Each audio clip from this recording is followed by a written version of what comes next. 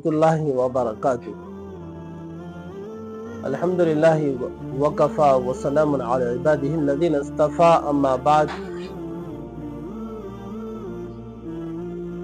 आज एक मसला आप हजरात के सामने रखना ज़रूरी समझा, क्योंकि वो मुआशरे में रोज़मर्रा की ज़रूरत बना हुआ है, लेकिन लोग बेएहतियाती करते हैं, जिसकी वजह से लोग शायद के उसमें गलत फहमी में मुब्तला है। उस मसले की वजाहत से पहले मैं आप हजरात से दरख्वास्त करता हूँ कि वीडियो को आखिर तक देखें,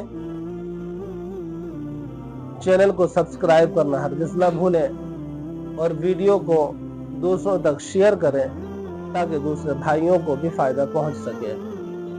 वो मसला ये है कि आमतौर पर घरों में हम लोग अंडे उबालते हैं और उन अंडों पर कभी कभी गंदगी भी लगी होती है, खून लगा रहता है या मुर्गी वगैरह की बीट होती है, और उनको एक साथ हम डाल देते हैं उबलने के लिए।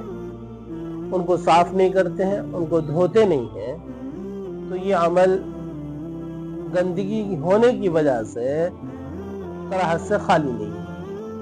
अब इत्तेफाक से उन अंडों के अंदर कुछ अंडे फूट भी जाते हैं, और कुछ अंडे उबलने में जिस वक्त फूट जाते हैं तो उन अंडों के अंदर उस गंदगी का असर पेवस्त हो जाता है, जिसकी वजह से वो अंडे नापाक हो जाते हैं, गंदे हो जाते हैं।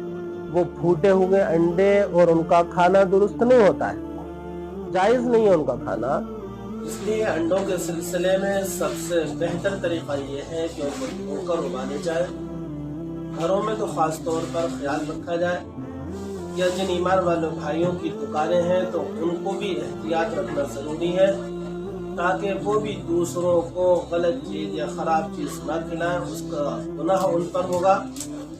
इसलिए अगर पूरे दुकानदार हजरात पूरे अंडों को नहीं धो सकते हैं तो एहतियात के साथ में देखें, जिन अंडों के ऊपर बीट वगैरह या खून वगैरह या गंदगी लगी हो तो उसको पहले धो लें, उसके बाद में उबलने के लिए डालें। ये सबसे अच्छा है तरीका है, और एहतियात के एतबार से भी सबसे अच्छा है। लेकिन जहालत की बिना पर लोग आम तौर पर इस्तेमाल करते हैं और उनको खाते हैं, इसका ख्याल ही नहीं रखते हैं कि ये अंडे जायज़ भी हैं कि नहीं है, या गंदे उबले तो नहीं थे गंदे। तो अब अगर अंडों पर गंदगी नहीं है तो वो तो पाक हैं, उनकी पाकी में कोई शक नहीं है।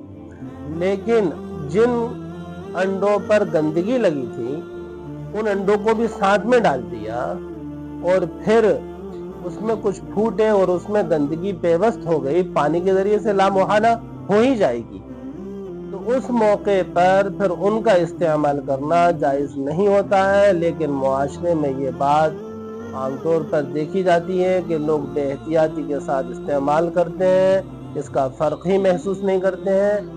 हमें चाहिए कि हम हमारे भाइयों को बताएं और जहालत से निकालें। अल्लाह अमल की तौफीक अता फरमाए। व आखिर दावाना अल्हम्दुलिल्लाहि रब्बिल आलमीन।